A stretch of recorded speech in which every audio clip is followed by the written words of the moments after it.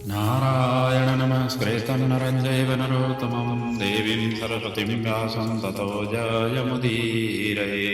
व्यासाय विष्णुरूपाय व्यासरूपाय विष्णवे नमो वै ब्रह्मदेवाय वसिष्ठाय नमो नमः। गुरुर्ब्रह्मा गुरुर्विष्णु गुरुर्देवो महेश्वर गुरुर्साक्षात् परब्रह्म तस्मै श्रीगुरवे नमः। भक्तिभक्तभगवन्त गुरु चतुर्नाम एक, इनके पगवंदन किए नाशै विघ्न अनेक। बोलिए श्री भागवत भगवान की जय।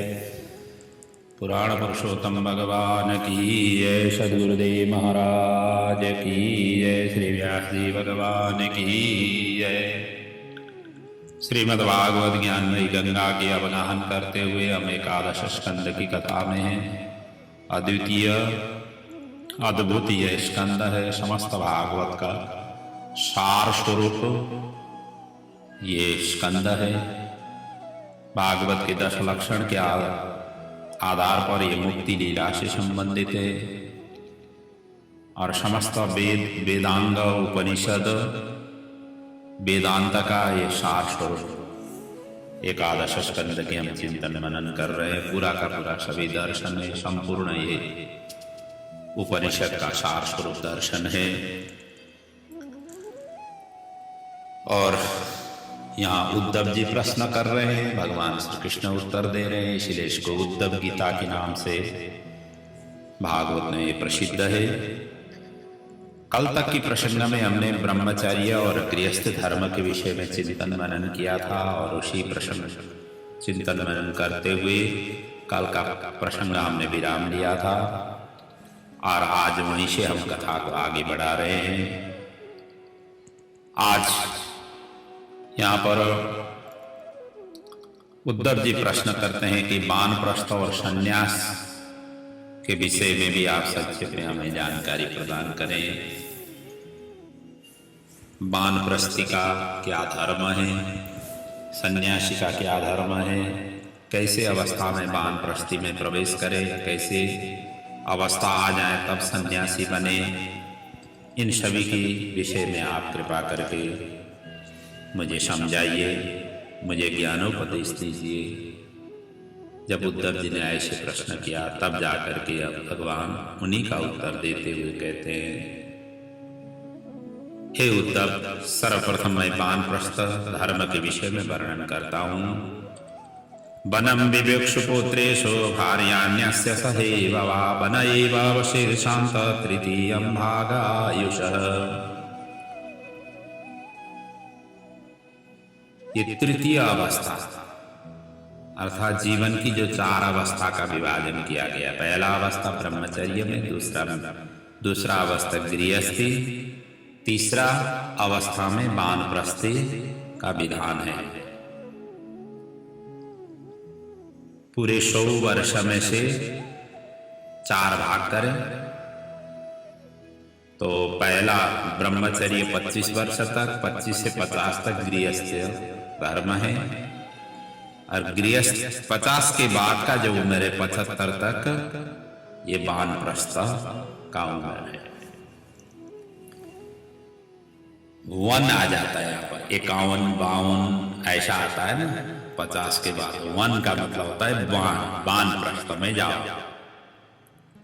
वानप्रस्थ का मतलब अब पहले के जमाने में तो जंगलों में जा करके वहीं पर कंदमूल फल आदि लेकर के वहीं पर कुटी आदि बना करके रहते थे। आज ये सभी चीज की सुलभता सभी के लिए अनुकूल नहीं होती है और सभी जाना भी नहीं चाहते हैं। अनुकूल भी हो जाए तो कई लोग तो जो है ना घर के इतना बंधनों से बंधे हुए हैं वो जा ही नहीं सकते हैं।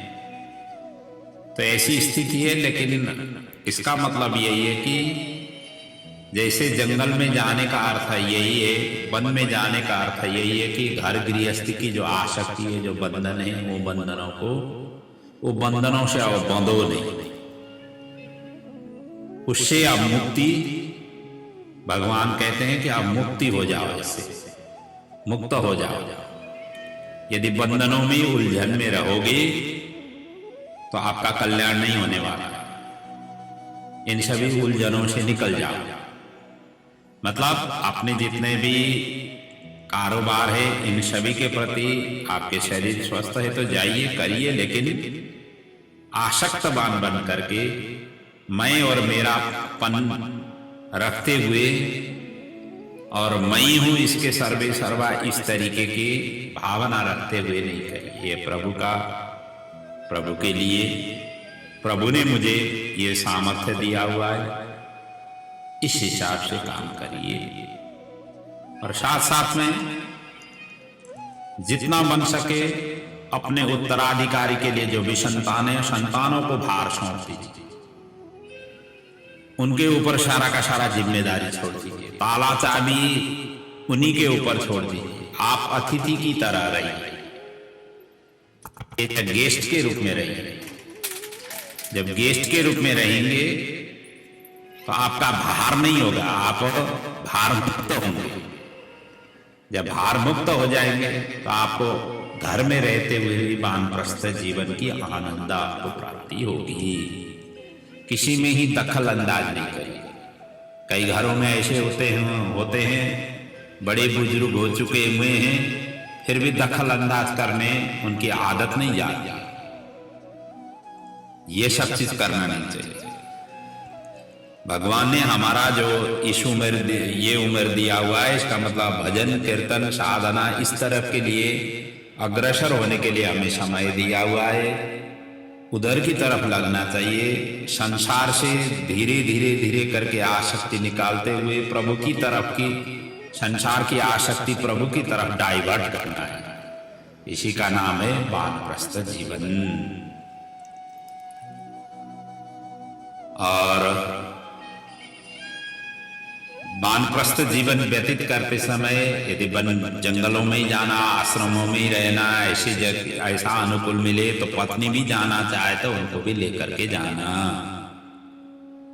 यदि पत्नी जाना नहीं चाहे तो पुत्रों के पास में छोड़ करके 75 वर्ष की उम्र तक वानप्रस्थ जीवन यापन करे। और वहां पर क्या खाएं? कहते हैं कंदमूल फल आदि का सेवन करें। अब वैसे भी जंगलों में मिलना यही है, कंदमूल फल ही तो मिलती है।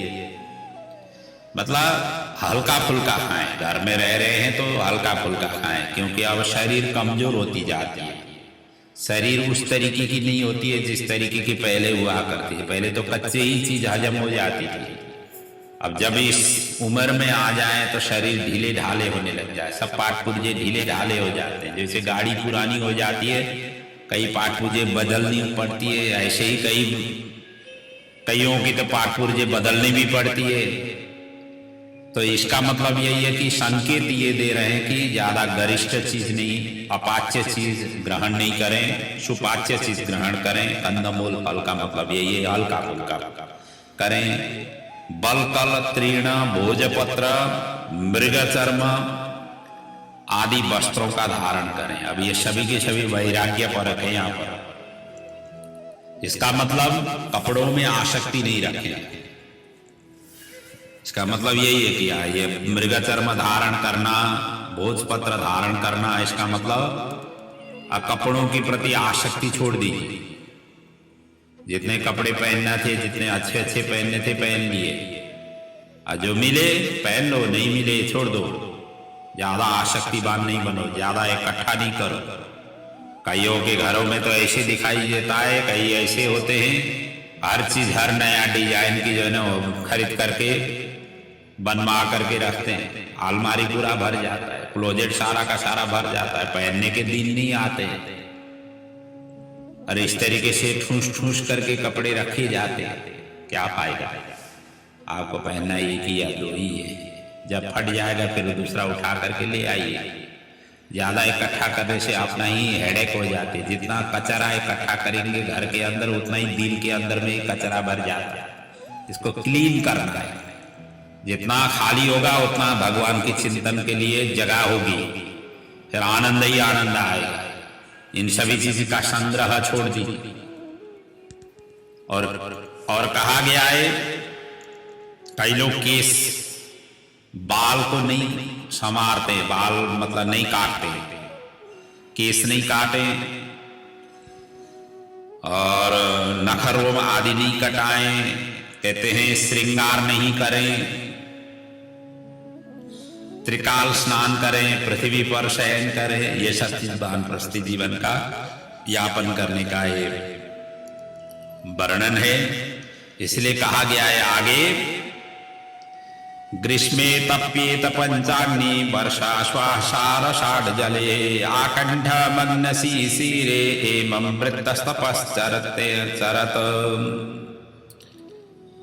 कहते हैं ये ग्रीष्मे तप्येत पंचाग्नि, ग्रीष्म ऋतु आ गया जिस समय गर्मी की मौसम में 5 अग्नि पंचाग्नि का में बैठ करके तपस्या करें, अर्थात 4 कोनों में ईस्ट वेस्ट नॉर्थ साउथ चारों जगहों में अग्नि प्रज्वलित करें और बीच में खुद ही बैठे और ये 4 अग्नि हो गए 4 कोने में, और एक ऊपर से सूर्य नारायण तपन कर रहे हैं, तो ये पंचाग्नि इसको कहा जाता है।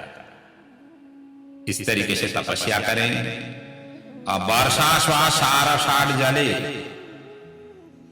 आकंठ मग्न शिशिरे, मतलब वर्षा के समय में पानी के ऊपर ही बैठ करके, क्योंकि आप पत्थरों के ऊपर ही बैठ करके जहां भी तपस्या करें, बारिश हो रही है उसे प्रवाह नहीं करना चाहिए, जो कुछ भी बारिश हो रही है उसी के ऊपर बैठ करके मतलब तप करें। और शिशिर ऋतु में क्या करें, आकंठ मग्न, जल के अंदर, शिशिर तो वैसे भी ठंडी का समय है, और इस समय में आकंठ मग्न, कंठ तक जल में बैठ करके तपस्या करें। इस तरीके से तपस्या करने का वर्णन किया गया है। पृथ्वी पर शयन करने का मतलब यह है कि अब आसक्तवान नहीं बनना है, घर में ही बैठे हुए हो तो जैसा गुजर बसर हो जाए उसी में ही आनंद ले लो। ज्यादा ही चीजों की इकट्ठा करने लग जाओगे, अलग अलग पलंग, अलग अलग बेड की, इन सभी की उस में पीछे पड़ते रहोगे तो अपने आप शरीर को उन सभी चीजों के भोगों के प्रति आसक्ति बनी रहेगी। भोगों का जितने भी आसक्तिपन है, ये सारा का सारा निकालना है, तोड़ना है इसको। जब तक नहीं तोड़ेंगे तब तक प्रभु प्राप्त नहीं होंगे, क्योंकि यही सब चीज बंधन और जकड़ने की उसमें आसक्ति के कारण होते हैं। जिन जिन चीजों से हमें बंधन होती है, जिन जिन चीजों की हमारी आसक्ति रहती है, उन उन चीजों से हमें बंधन होती है, इन सभी को छोड़ते जाना चाहिए। और कहते हैं निरोग अवस्था में दूर से लाया हुआ अन्न भी ग्रहण नहीं करना चाहिए। कहते हैं जो निरोगी है, स्वस्थ हैं और दूसरे से लाए हुए अन्न तब भी ग्रहण कर रहे हैं, ठीक नहीं है। अपने आप ही खुद ही जाकर के कंदमूल फल आदि का एकत्रित करके करें। जहां तक शरीर आपका ठीक ठाक है तो किसी को तकलीफ नहीं दीजिए, खुद ही सारा कुछ कर लीजिए। इसका मतलब यही है। अग्निहोत्र आदि नियमों का विधिवत पालन करना चाहिए। अनवरत कठोर तपस्या द्वारा इंद्रिय शिथिल हो जाए, ऐसा अनवरत रूप से तपस्या करते हुए आगे बढ़ना चाहिए। और अंततो गत्वा जब 75 वर्ष की आयु पहुंच जाएगी उसके पश्चात संन्यास, आश्रम में प्रवेश करें। अब इसके विषय में भगवान आगे वर्णन करते हैं। बिभ्रीया चेन्मुनिर्वास कौपीना छादनम परम त्यक्तम न दंड पात्राभ्याम अन्यत किस्तेद अनापदी। कहते कौपिन और दंड कमंडलों के अतिरिक्त कुछ भी नहीं ले जब संन्यास धर्म में प्रवेश करते हैं। बिभ्रिया से मुनिर्वास, सन्यासी क्षेत्रों में जब मुनि प्रवेश कर लेते हैं। कौपीना छादनम परम, कौपिन वस्त्र गुप्तांग को आच्छादन करने के लिए, ढकने के लिए ये लेना जरूरी है। और दंड और कमंडलू ले, इसके अतिरिक्त कुछ भी संग्रह नहीं करें। फक्कड़ होकर के चलना है सन्यास में। जोगी होकर के चलना है। सारा का सारा इतना कारोबार करके व्यक्ति अंतिम में जाकर के जोगी कहाँ से होगा? उस समय तो और भी भोगी होगा, इसीलिए तो उसने एकत्रित किया हुआ है। और ये बंधन के कारण जब अंतिम में जोगी नहीं हो सकता है, ये सारा समय जो है ना इतना बर्बाद करके इकट्ठा किया हुआ है, क्या फर्क पड़ा? वो अंतिम अवस्था में हम भोगी हो जाए, अच्छी तरह से भोग कर सकें, इसीलिए तो मेहनत किया हुआ है, इसीलिए तो एकत्रित किया हुआ है, इसीलिए तो बैंक बैलेंस आगे बढ़ाया, इसीलिए कारोबार किया हुआ है, इसीलिए धंधा को आगे बढ़ाया है, इसीलिए दुनियादारी किया हुआ है, ऊपर नीचे जितने भी कर्म कर सकता था अपने समय देश काल परिस्थिति को देखते हुए। क्योंकि धन सहज और सरल ढंग से बहुत ही कम लोग कमाते हैं, सब उल्टे सीधे करके ही। जो बड़े बड़े जितने भी जिन्होंने धन दौलत इकट्ठा किया हो, उल्टे सीधे करके ही इकट्ठा करते हैं। और ये इस तरीके से इकट्ठा किया हुआ है। जब समय था बहुतरावस्था में, शास्त्र कहती है कि कौपिन और दंड ही ले लो, ये थोड़ी संभव होगी। और कोई करेंगे उसी समय तो भोग के लिए, उसी समय तो खर्च करने के उद्देश्य से जोड़ा हुआ है। उस समय अपने बच्चे साथ में नहीं होंगे, नौकर चाकर रखेंगे, वो हमें उठाएंगे, रखेंगे, चलाएंगे। खाना पीना बनाने वाले हम हमारे होंगे, साफ सुथरा करने वाले होंगे, उन सभी सेवा के लिए, भोग के लिए।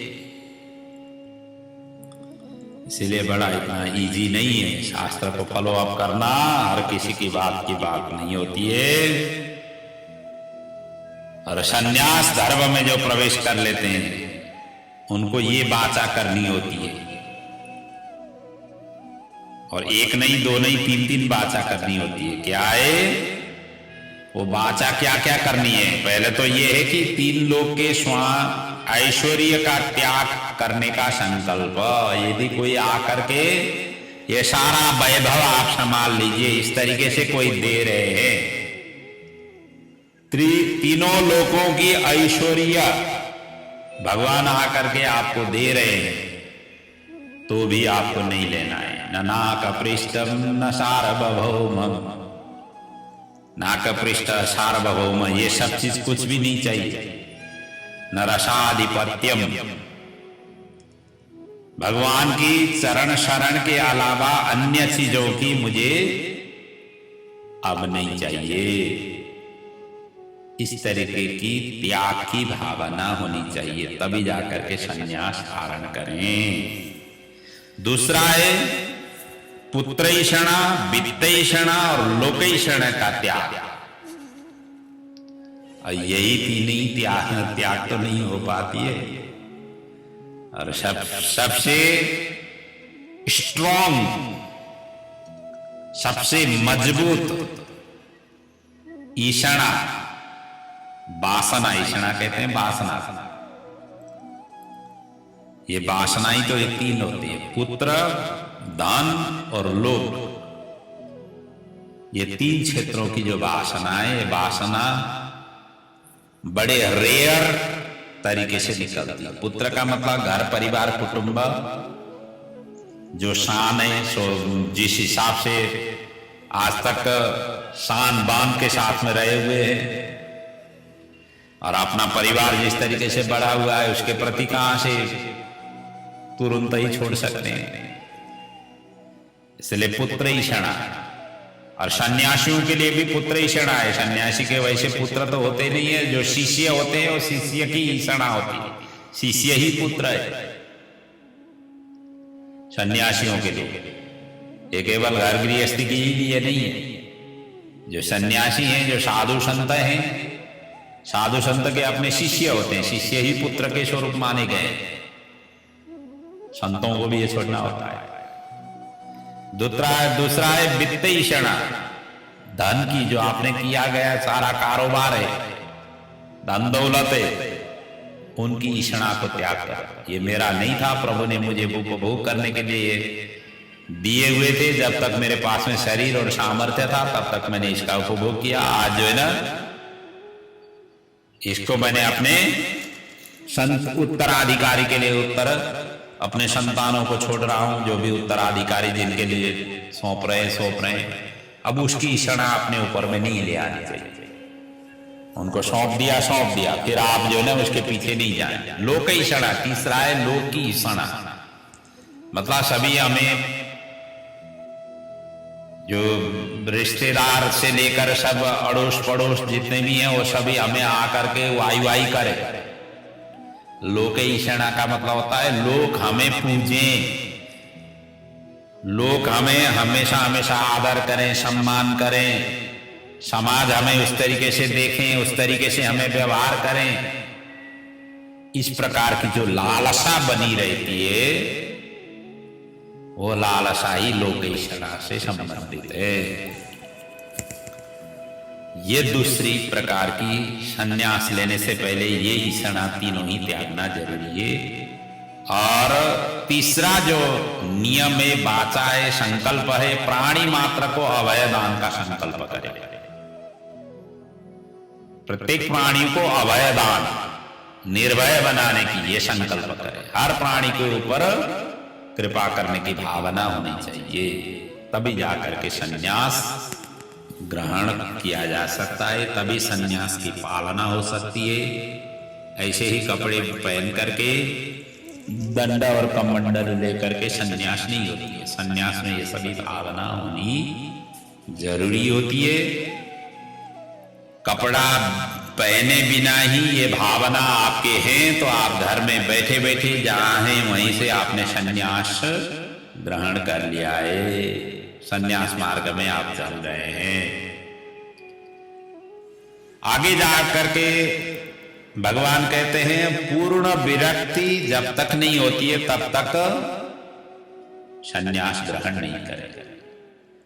वैराग्य पूर्ण होना चाहिए। ये सब चीज का त्याग मतलब यही है कि पूर्ण रूप से वैराग्य, तभी जाकर के ले। केवल दंड ग्रहण करने से, कपड़े धारण करने से, वेणुर्भिर्न भवेत् यतिः, दंड धारण करने, वेणु कहते हैं बांस को, और डंडे जो है बांस के डंडे लेने से ही यति नहीं होते, अर्थात सन्यासी नहीं होते। और इसके साथ साथ में अकेला विचरण करना है, संगा साथ। वैसे भी हम सभी साथ में तो आए नहीं है और जाना भी साथ में नहीं है। जो संग साथ लेकर के चलते हैं वो फंसते रहते हैं, वो फिर ऊपर नहीं उठ पाते। इसलिए पहले से ही इसको संग और साथ और झुंड के झुंड इस तरीके से लेकर के चलने के बंद करो। कई व्यक्तियों को ऐसी होती है ना, अकेले ही इधर उधर आगे नहीं बढ़ते, उनको चाहिए दो चार जने आगे पीछे चाहिए तभी जाकर के कुछ कर लेते हैं। इस प्रकार की भावना से यदि आप चल रहे हैं तो ही जाकर के, अकेले ही जब विचरण करेंगे तभी जाकर के आपकी साधना पथ में सहायक होगा। कोई झंझटे नहीं होंगे। जितना झंझट होगी उतना समस्या ही समस्या है, उतना ही बंधन है। तो साथ साथ में सन्यासियों को आश्रम बना करके नहीं रहना है। जैसे कि दत्तात्रेय के 24 गुरुओं में ये भी प्रसंग आया हुआ है, जो भगवान के पथ में लगे हुए हैं, वो आश्रम ये सब चीज बनने, सभी बंधन के कारक। और सन्यासियों को केवल 7 घर में भिक्षा मांगने का अधिकार है। एक दिन में 24 घंटे में 7 ही घर को भिक्षा मांग सकते हैं। 8वां घर 7 क्रश हो गया, जितना मिला उसी से या गुजर बसर करना है 24 आवर। उसके बाद में ही फिर 7 घर आप जा सकते हैं। और 7 घर पहुंचने से पहले ही आपका तृप्ति हो गई, अर्थात आपको जितना चाहिए उतना मिल गया, तो फिर जो है ना आगे की घरों में जाने की जरूरत। 2 घर 3 घर में सही आपको मिल गया या पहले ही घर में मिल गया, फिर आगे बढ़ना नहीं चाहिए। भिक्षा मांगे, किसी का पक्ष नहीं ले, किसी की वाद विवाद में नहीं पड़े, किसी के झई झगड़ा में नहीं फंसे, ये तो सभी को ही करना है। मुसीबत ही ऐसी से ही होती है। दूसरे की टीका टिप्पणी करने में हम समय बर्बाद करते हैं। आप, भगवान ने आपको ठेका दे करके भेजा नहीं है दूसरे की टीका टिप्पणी करने के लिए, आपको ड्यूटी दे करके भेजा नहीं है। इस धराधाम में अपना ड्यूटी निभाने के लिए दिया हुआ है, और अपना ड्यूटी खुद निभाते तो है ही नहीं, और दूसरे की टीका टिप्पणी में समय बर्बाद करते हो। इससे क्या होगा? अपना समय ही आप नष्ट कर रहे हो। समाधान तो इससे कुछ होने वाला नहीं है। इसलिए ये सब चीज को बंद करना है सभी के लिए। जिस दिन से चेतना आपकी जागृत हो गई उसी दिन से छोड़ दो। कौन क्या कर रहा है उसकी झांकने की जरूरत नहीं। आप क्या कर रहे हो ये झांकते रहो, बीच बीच में झांकते रहो मैंने क्या किया। वैसे भी कहा गया है कि सुबह से शाम तक जो भी कार्य किए गए हैं, शाम को सोने से पहले अपने आप को झांको। हमने क्या किया हुआ है आज दिन भर, किसका मान किया, किसका अपमान किया, किसका सम्मान किया, किसके प्रति हमने ईर्ष्या द्वेष रखा, किसके प्रति हमने सौहार्दता रखा। इन सभी का कैलकुलेशन करके सो जाओ, और अगले दिन उठ करके प्रभु से यही प्रार्थना करो, हे प्रभु आपके लिए मैं उठा हुआ हूं, आपने मुझे उठाया हुआ है, अब आपके कार्य में मैं लगा हुआ हूं, आप मुझे शक्ति और आशीर्वाद दें। ये कह करके घर से निकलना है, काम में निकलना है, प्रभु के लिए निकलना है, प्रभु के लिए कार्य करना है और प्रभु के लिए अर्पण करना है। बस इतना ही। एक संत थे, बड़े विद्वान थे, किसी की मैंने प्रवचन में सुना था। वो कहते थे किसी संत के पास में जिनकी अंतिम अवस्था हुई थी, तो वो गए थोड़ा संत के हालचाल भी पूछने, देखने के, दर्शन करने की। अब अंतिम अवस्था है तो हर कोई व्यक्ति पहुंच करके जिनके ऊपर ज्यादातर ऋणी होते हैं, जिनके साथ में ज्यादा अटैचमेंट होती है, वहां तक जाने की हर कोई व्यक्ति कोशिश करता ही है और पहुंचने की कोशिश जिसकी जैसी अनुकूल होती है पहुंच भी जाते हैं। तो ये बेचारे ब्रह्मचारी, उन दिनों में ब्रह्मचारी थे, शायद उन गुरुजी ने उनको पढ़ाया था होगा, तो अपना ही अनुभव बता रहे थे। तो उन्होंने जाकर के उनसे पूछा, अब आपका अंतिम क्षण आया गया है, तो हम चाहते हैं कि आपकी जीवनी थोड़ा सा हो जाए, आप कहाँ पैदा हुए हैं और कहाँ कहाँ कैसे कैसे साधना की, कैसे कैसे आपका उम्र व्यतीत हो गया। जब उन्होंने इस तरीके से प्रश्न किया तो कहते हैं, मैं ऐसे तुच्छ जीवात्मा की जीवनी लिख करके ठाकुर जी के सान्निध्य में, प्रभु के सान्निध्य में मैं अपने आप को ये करना नहीं चाहता। मैं प्रभु के आगे मैं कुछ कोई ऐसा जीवनी लिखने लायक का मैं पात्र नहीं। मैंने कितने जीवन में कितना अप्रिय कार्य किया हुआ, तो मैं ये नहीं चाहता। इस तरीके से उन्होंने सीधा मना किया और अंतिम में उन्होंने कहा कुछ उपदेश दीजिए। उन्होंने कहा उपदेश क्या देना है, सभी स्वतः सभी को मालूम है ये भजन करना है।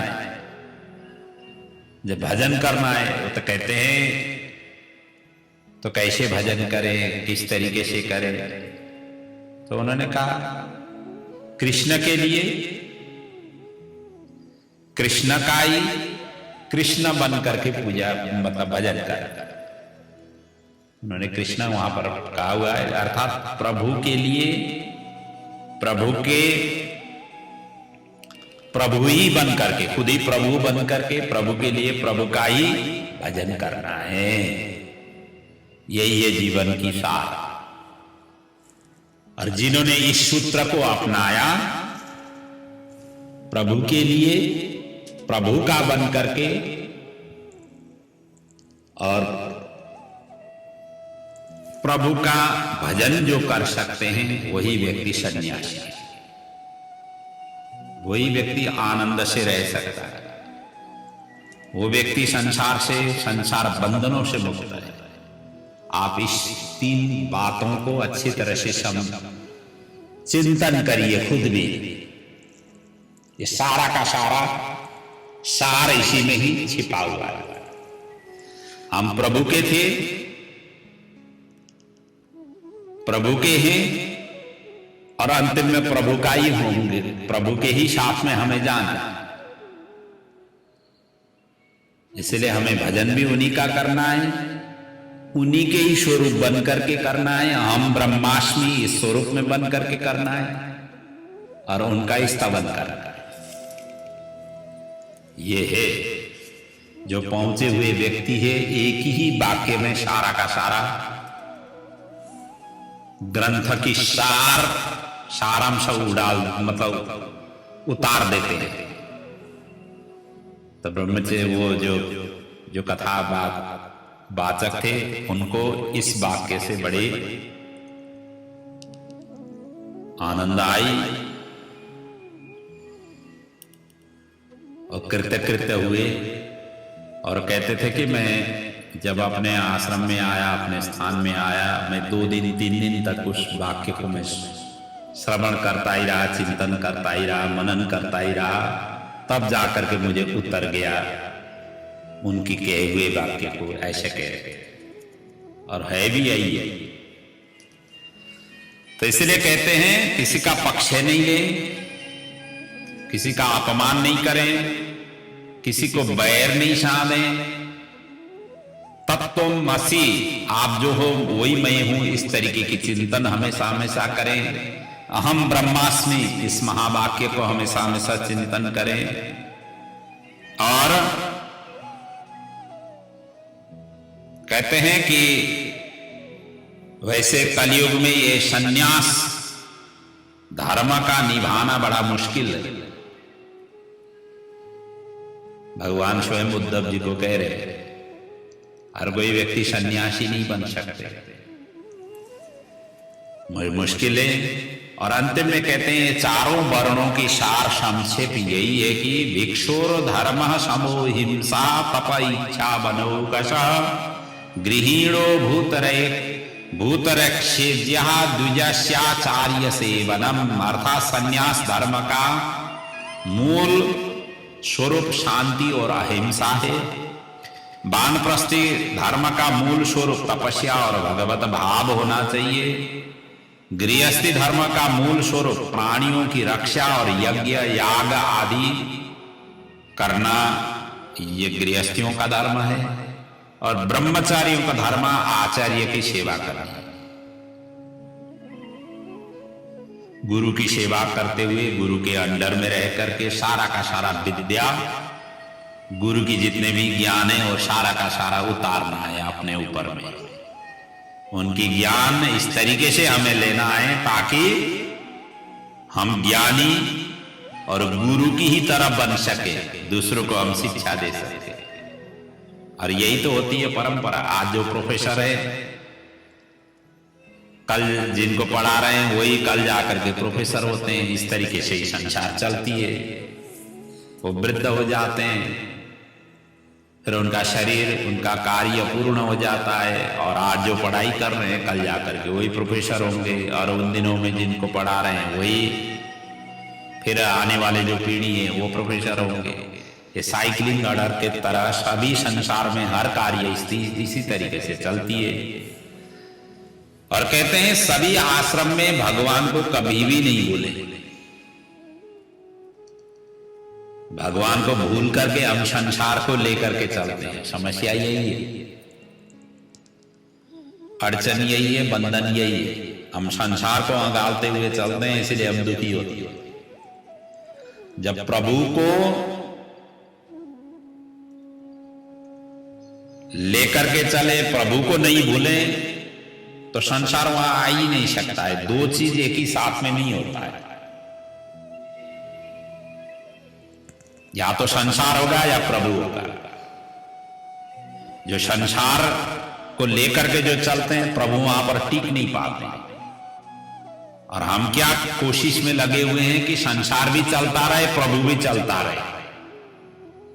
ये जबकि ये 2 नदी के 2 किनारे हैं। एक तरफ प्रभु हैं, एक किनारे में खड़े प्रभु हैं, एक किनारे में खड़ा हुआ संसार है। घर गृहस्थी है, परिवार है, अपना कारोबार है। एक गृहस्थ एक किनारे में वो खड़े, और जीवात्मा कहां खड़ा है? नदी के बीचों बीच में। अब वो जीवात्मा या तो अब संसार में, या तो प्रभु की तरफ उसको लगना होता है। दोनों को साथ तभी चल सकता है यदि ले जाना चाहें तो जितने भी संसारिक जितने भी पदार्थ हैं ये प्रभु ने दिए हुए हैं, और जो भी आप कार्य कर रहे हैं ये प्रभु के लिए कर रहा हूं, कर रहे हैं, इस भावना से आगे बढ़ना चाहिए। तब जाकर के व्यक्ति संसार में रहते हुए भी प्रभु का होगा। इसलिए कहा गया ना, सर्वभूतेषु मद्भावो मद्भक्तिं विन्दते दृढ़ाम्। सभी प्रकार से मेरे ऊपर मेरा भाव रख, सभी में मेरा भाव रख, तभी जाकर के मेरी भक्ति प्राप्ति हो जाती है। आगे जाकर के उद्धव जी ने पूछा, वह यम नियम के विषय में आप वर्णन कीजिए, और ये यम नियम कितने हैं और इनका स्वरूप क्या है। तो वही यहां पर प्रश्न कर रहे हैं। यमः कातिविदा प्रोक्तो नियमो बारिकर्षण कह क्षमा को दमा कृष्ण कातितिक्षा धृति प्रभो किम दानम किम तप शौर्यम किम सत्य भूत मुच्यते सत्यमृत मुच्यते किम त्यागः किम धनम चेष्टम को यज्ञो का च दक्षिणा। ये सभी के सभी प्रश्न कर रहे हैं। ये यम नियम संबंधी अनेक प्रश्न किए हुए हैं। दान किसे कहते हैं, तप किसे कहते हैं, शौर्य किसे कहते हैं, सत्य अमृत, कह त्याग किसको, त्याग किसको कहते हैं, किम धनम धन क्या है, इष्ट को यज्ञ क्या है, काच दक्षिणा दक्षिणा क्या है, यम कतिविधः प्रोक्त, कह सम कहो दम, सम क्या है, दम क्या है, तितिक्षा क्या है, धृति क्या है, ये सब चीजें बताइए। ये उद्धव जी ने प्रश्न किया तो भगवान इन्हीं का उत्तर दे रहे हैं। अहिंसा सत्यमस्ते असंगो ह्री असंचयः आस्तिक्यं ब्रह्मचर्यं च मौनं स्थैर्यं क्षमा भयम्। कहते हैं यम 12 प्रकार के हैं। वो क्या क्या है? अहिंसा है,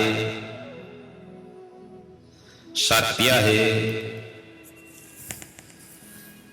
अस्तेय है, असंग है, लज्जा, ह्री, असंचय,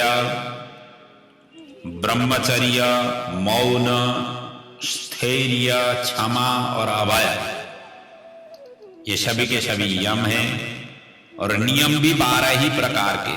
कहते हैं शौच, जप, तप, होम, श्रद्धा, आतिथ्य, मदर्चनम भगवान का अर्चन, तीर्थाटन, परेर्थ्या, तुष्टि, आचार्य सेवन। इस प्रकार से 12 ये नियम है। भगवान में निष्ठा रखना ही सम है। अब इसका भी थोड़ी सी चिंतन यहाँ पर कर रहे हैं। जो भगवान में निष्ठा रखते हैं उसको सम कहते हैं। इंद्रियों का निग्रह करना ही दम है। इसको दम कहते हैं, इंद्रियों को निग्रह करना। इंद्रियों को, इंद्रिय जहां जहां भटकना चाहे वहां वहां भटकने नहीं देना। हमने 2 मास हो गया, हमने रोटी नहीं खा, मतलब रसवरी नहीं खाई है, जलेबी नहीं खाई है, रसमलाई नहीं खाई है, जुआ इस तरीके से भटकती है।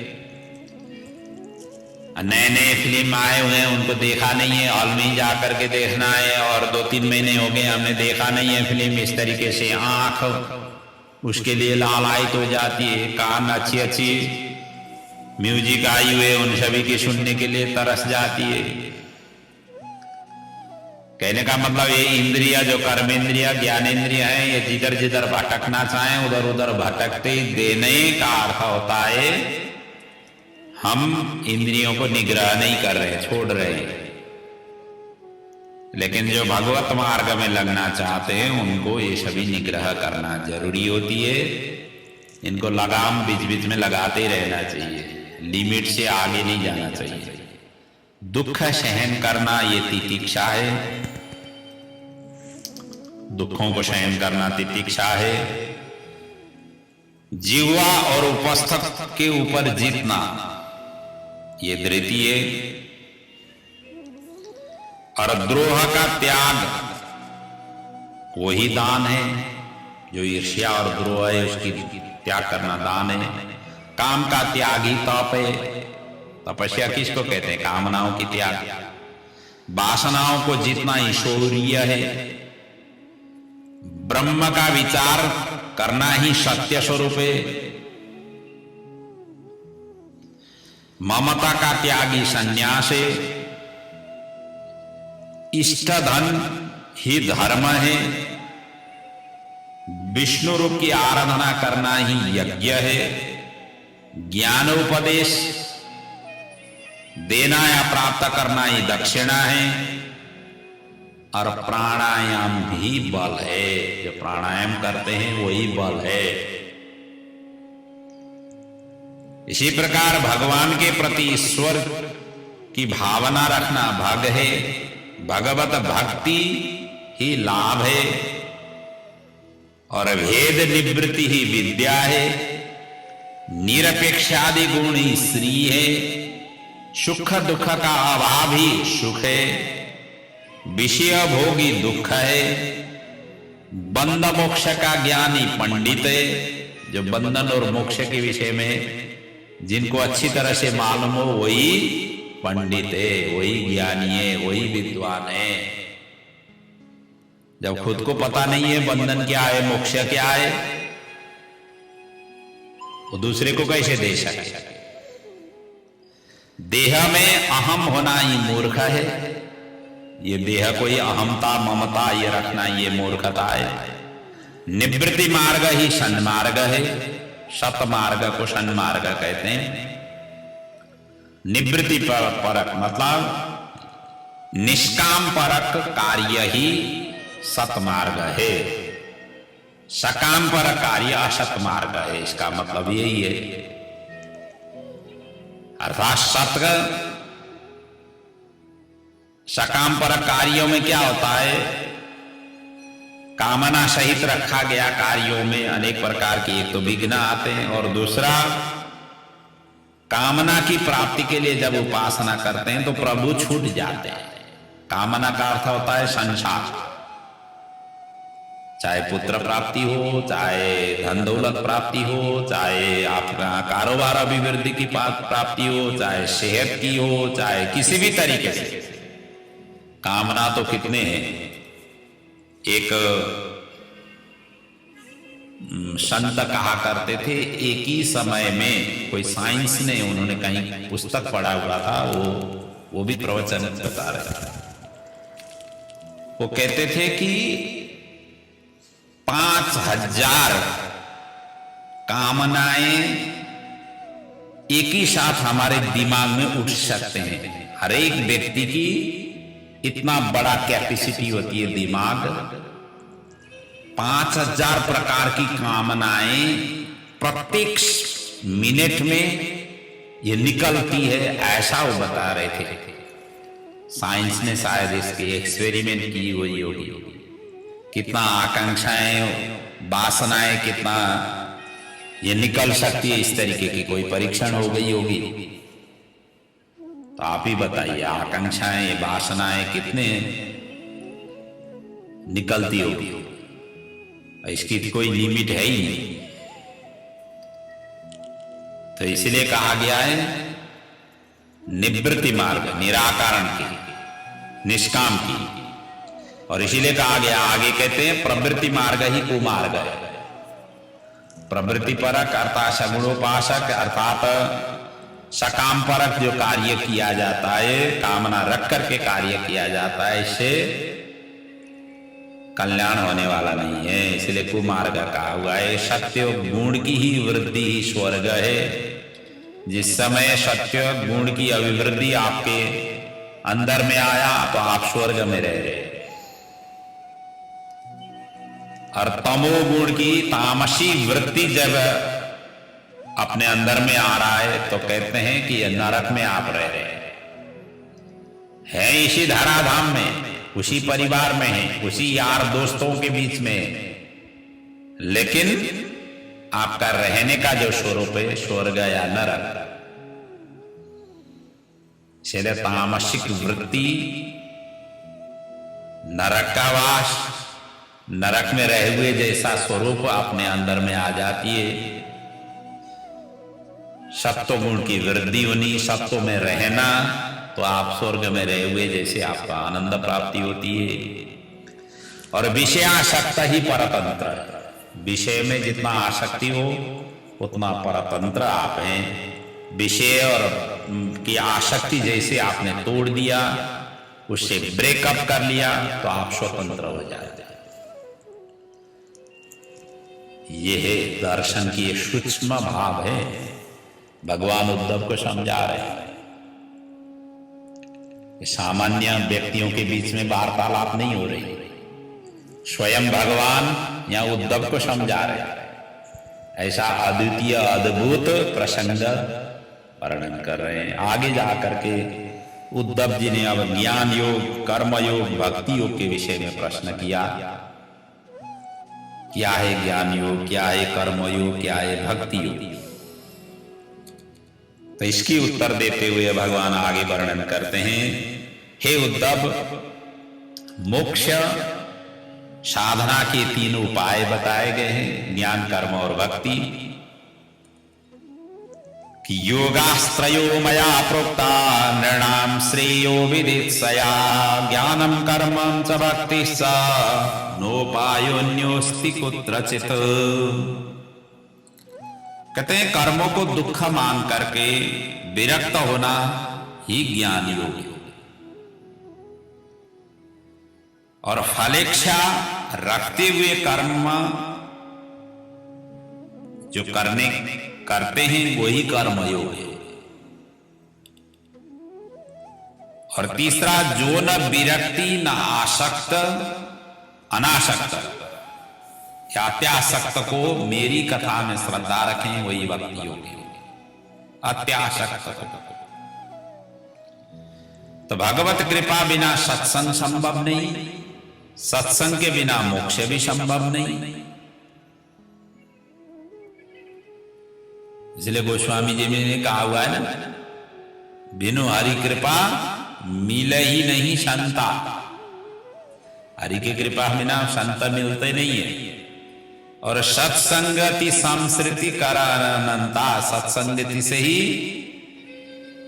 संस्कृति की चक्र को कर अंता, अर्थात वो अंत कर देते हैं, निर्मूल कर देते हैं, नष्ट कर देते हैं। कर्मयोगी कर्म क्षेत्र में रहते हुए काम्य कर्म कभी नहीं करें, कामना युक्त कर्म नहीं करें, निष्काम भावना से कर्म करें, फिर वो आपको मोक्ष के लिए द्वार खोल देता है। कामना युक्त रख करके कर्म करने पर मोक्ष के द्वार बंद होती है। और दूसरा, कर्मयोगी को निषिद्ध कर्म को निषेध ही करें। अपने क्षेत्राधिकार नहीं है, क्योंकि हर कोई व्यक्ति ज्ञानी है, पढ़े लिखे सभी हैं। और आज के दृष्टिकोण में जाए तो हर कोई व्यक्ति शास्त्री है, कम से कम बैचलर तो हर कोई व्यक्ति ने पढ़ा हुआ होता है। जो बैचलर पढ़े हुए व्यक्ति हैं उनको शास्त्री कहा जाता है। और बैचलर से आगे है एमए, एमए पढ़े हुए व्यक्ति को आचार्य कहते हैं। तो आचार्य क्षेत्रों में पहुंचने के लिए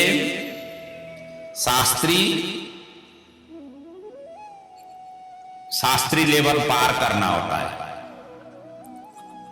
और जिन्होंने शास्त्री तक पढ़ा हुआ है वो शास्त्री लिखते हैं, अमुक शास्त्री कह करके लिखते हैं, क्योंकि उन्होंने शास्त्री तक ही पढ़ा हुआ है। उसको कहते हैं बैचलर।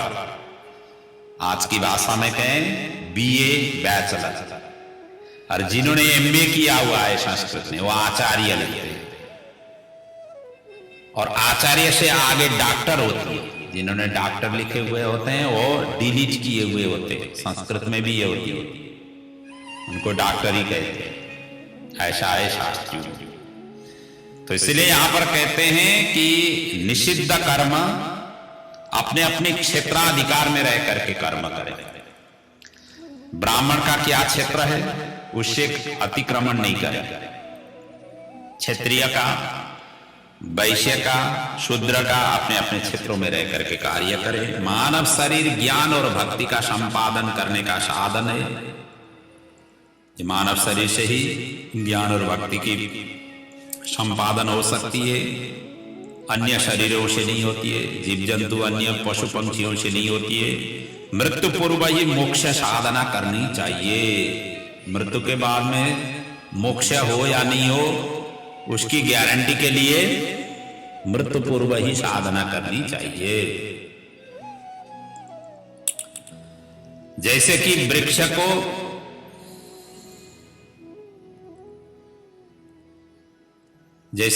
कोई काट रहा है नीचे, लकड़ी मतलब लकड़ी के लिए कोई वृक्ष काट रहा है, तो ऊपर में कोई पक्षी यदि घोंसला बना करके रह रहे हुए तो क्या करते हैं, नीचे वृक्ष कटने लग गया तो वो घोंसला वहां से छोड़ करके वो दूसरे वृक्ष की सहारा लेने के लिए उड़ जाता है, वहां से अपने बाल बच्चों को भी लेकर के वहां से चला जाता है। इसलिए मनुष्य रूपी इस देह को अंतिम क्षण आने से पहले ही, ये गिरने से पहले ही मोक्ष की द्वार के अंदर घुसना चाहिए। अब देखिए इतना दर्शन है, अब हम लोग कितना कर रहे हैं, क्या कहां तक पहुंचे हुए हैं, कहां अटके हुए हैं। इन सभी प्रसंगों से हमें अपने आप के ऊपर घटाना चाहिए, अपने आप ही देखना चाहिए, टटोलना चाहिए हम कहां तक हैं, कहां खड़े हैं। दूसरा कहां खड़ा हुआ है उसके पीछे नहीं भागना, आप कहां खड़े हुए हैं, आपका इसी जीवन में कल्याण होने हैं या नहीं होने हैं, आप खुद ही निर्णय कर सकते हैं। किसी के पास में जाकर के पूछने की ही जरूरत नहीं पड़ेगी। तो इसलिए वैसे ही प्रतिक्षण काल के द्वारा हमारी आयु कट रही है। जैसे वुड कटर वृक्ष को काट रहा है, उसी प्रकार हमारे काल भी, समय जो है हमारी उम्र को काट रहा है। और काटते काटते अंतिम क्षण, किसी का अंतिम क्षण हो रहा है, किसी का मध्य में पहुंचा हुआ है, काट तो रहा है। जिन जिनका जन्म हुआ है वो जैसे जन्म हुआ उनका काल अब शुरू हो गया, कितना समय तक उनको जीना है, अब उसका कटना भी शुरू हो गया है। काल तो ऐसा नहीं है कि उत्तरावस्था में ही आएगी काल का, और कटते कटते कहां पर जाकर के पूर्ण हो जाता है, उसी समय वृक्ष जैसे गिर जाता है, जैसे उसी प्रकार से गिर जाता है। इसलिए पहले ही यत्न करना चाहिए। मानव शरीर दुर्लभ है और नौका के समान है, भगवत कृपा ही सुलभ है और गुरु ही इसके कर्णधार हैं, ऐसा समझ करके व्यवहार करना चाहिए। इसलिए भगवान उद्धव जी से कह रहे हैं उसी प्रसंग को, नृदेह आद्यम सुलभम सुदुर्लभम प्लवम सुकल्पम गुरु कर्णधारम मायानुकूलेन नवस श्वतेरितम पुमान भवाब्दी न तरेत स आत्महा। यदि पुरुष इसको समझते हुए यदि तर नहीं पाता है, ये संसार रूपी सागर से नहीं तर पाता है, गुरु की आश्रय लेकर के भगवान की यदि प्राप्ति नहीं कर पाता है, तो वो उसको कहा गया है आत्मा। आत्मा को हनन करने वाला है, आत्मा को उसने पहचाना नहीं है। और भक्ति ज्ञान और कर्म योग के विषय में जो श्रीमद् भागवत गीता में उल्लेख किया गया है, जहां पर भगवान ने अर्जुन को उपदेश देते हुए कहा हुआ है, ज्ञान के विषय में वहां उल्लेख है श्रद्धावान लभते ज्ञानम तत्पर संयतेन्द्रिय ज्ञानम लब्ध परम शांति अचिरेणाधिगच्छति तस्मात् अज्ञान संभूतम हृत्संज्ञानसिनात्मनः ज्ञात्वैनं छित्त्वैनं संशयं योग आतिष्ठोतिष्ठ भारत। वहां इस प्रकार से वर्णन की गई है। कहते हैं जिस समय आपको ज्ञान प्राप्त हुआ है, अज्ञान रूपी जितने भी हैं उस संस्कारों को उस ज्ञान रूपी तलवार से काट करके, छेदन करके, भेदन करके फिर योग में, अर्थात योग को कहते हैं जोड़ना, इस आत्मा को परमात्मा के साथ में जोड़ने की लिए उत्तिष्ठोत्तिष्ठ अर्थात जागृत हो जाओ, उठो, सोए नहीं रहो। हे भारत, हे अर्जुन, इस तरीके से वहां पर संबोधन किया हुआ है। और श्रद्धावान व्यक्ति ही ज्ञान को प्राप्त कर लेता है। जिसमें अकड़ करके चलने की जिसकी आदत है उनको ज्ञान प्राप्ति नहीं होती है। वो विद्वान हो सकते हैं लेकिन ज्ञान उनकी ज्ञानी नहीं हो सकते। ज्ञानी व्यक्ति तो अपने आप ही झूठ जाता है। जिस वृक्ष में फल लगती है ना, फल लगे हुए वृक्ष अपने आप ही उनकी टहनियां झुक जाती है पृथ्वी की ओर। ऐसे ज्ञानी व्यक्ति हमेशा हमेशा श्रद्धावनत होता है। और जिस वृक्ष में फल नहीं लगती है, आप देखिए उसकी टहनियां कैसी होती है, एकदम आकाश की तरफ खड़े रहते, अकड़ करके खड़े रहते। ज्ञान तो होता है लेकिन ज्ञान को उन्होंने प्रयोग में जब तक नहीं ले आते हैं, प्रयोग में ले आने का अर्थ ही श्रद्धा है। श्रद्धावान व्यक्ति हर कोई व्यक्ति के प्रति सम्मान करता है और ऐसे व्यक्ति उन ज्ञान की प्राचुर्यता से हर व्यक्ति के ऊपर प्रभु देखता है, प्रभु का स्वरूप देखता है, उसी प्रकार से आचरण करता है। जब उस तरीके से आचरण करता है तो वो तुच्छ समझ लेता है अपने आप को। जैसे श्री कृष्ण चैतन्य दास जी ने कहा हुआ है, गोपी भरतो चरण कमलयो दास दासानुदास, मैं दास हूं, दास के भी दास हूं, दास के दास। इस प्रसंग को मैंने पहले ही व्याख्या कर चुका हुआ हूं। तो कहने का मतलब ज्ञानी जो व्यक्ति होता है वो इस तरीके से श्रद्धावनत होता है और वही व्यक्ति ज्ञानी है। ज्ञान एक बार प्राप्त हो गया तो जितने भी अज्ञानता रूपी अंधकार है अपने अंदर में, उन सभी को समूल छेदन भेदन अलग करते हुए योग में जाकर के स्थित रहो, प्रभु के साथ में एकाकार करने के लिए स्थित रहो। यही ज्ञान की उपदेश श्रीमद् भागवत गीता में दी गई है। और कर्म के विषय में भी वहां पर इस तरीके से ही वर्णन भगवान ने किया हुआ है। अर्जुन को कहते हैं नहीं कश्चित क्षणमपि जातु तिष्ठत अकर्मकृत, किसी भी क्षण में अकर्म बन करके नहीं रहना है, कर्मयोगी बन करके रहना है। हर क्षण में कुछ न कुछ कार्य करते रहना है।